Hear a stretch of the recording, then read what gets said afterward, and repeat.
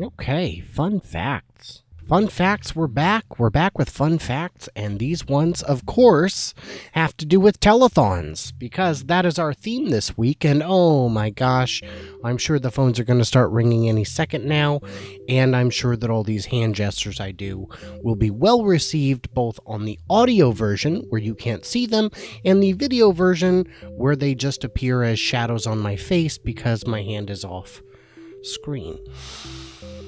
In 1949, Milton Berle hosted the first ever telethon, raising $1.1 million for the Damon Runyon Cancer Research Foundation over 16 hours. My friends, I shall assure you, I will not be going for 16 hours. The first published appearance of the word telethon was in the following day's newspapers. Coincidence? I think not. The most broadcast telethon was in 2010. It was the Hope for Haiti Now, following the earthquake that January, about 12 days before. It offered the possibility for the first time for viewers to text donations on cell phones and raised a reported $58 million by the next day. Some confusion arose because many kids thought, you can just text the number and magically $10, $5 will appear. No, that goes on your bill, honey. Or rather, your dad's bill. Over the course of the Haiti relief effort, the Red Cross raised a reported $500 million.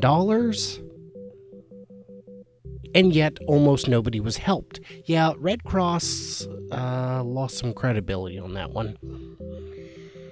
In England, they have a charity event called Comic Relief. Maybe you've seen it in the US. Sometimes it's simulcast on HBO.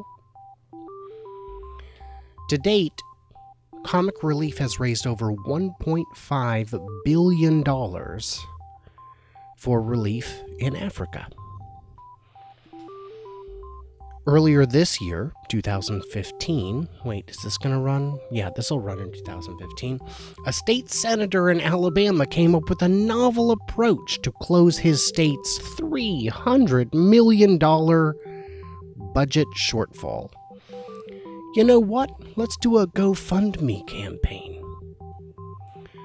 You want to raise $300 million to fund the state of Alabama? Even the people in Alabama don't want to fund the state of Alabama. Last I was able to determine, with some hefty Googling, out of $300 million, they raised about $400-500. Come on, Alabama, get real. These are taxes, Alabama. These are taxes. These are things we don't pay willingly. These are things we pay begrudgingly, and only because we know it's distributed across the board. Come on, Alabama. Americans rank 13th in charitable giving, with 62% reporting having donated in the previous month. Now, on these fun fact segments, I like to point out that some of the numbers I give are bogus. That one is actually legit, except that there's no way 62% of Americans donated in the last month. In the last month, 30% of Americans don't have enough food to eat. And you're telling me 62% donate every single month. Oh my gosh, get real. Give me a break, you lying Americans. So here's the fun one. The Irish Society for Prevention of Cruelty to Animals has taken an unusual approach in that they dedicate their funds to supporting dog sledding. Because if there's one way to keep animals from being exploited and tortured, it's by making them mush until they're exhausted and begging for death in the tundra. The Swedish-based welfare group Disability and Sexuality, also known as FAB in Swedish, arranges services such as erotic massage and full intercourse for the physically disabled. The Swedish government is aware of this charity, and they're not trying to shut it down. No, in fact, the majority of FAB's funding comes from the Swedish government grants, in addition to charity donations. If you're physically disabled, shouldn't you at least have that? But then again, these Nordic countries, they also treat prisoners like human beings, so I don't know. Either they're doing something right or they're doing everything wrong.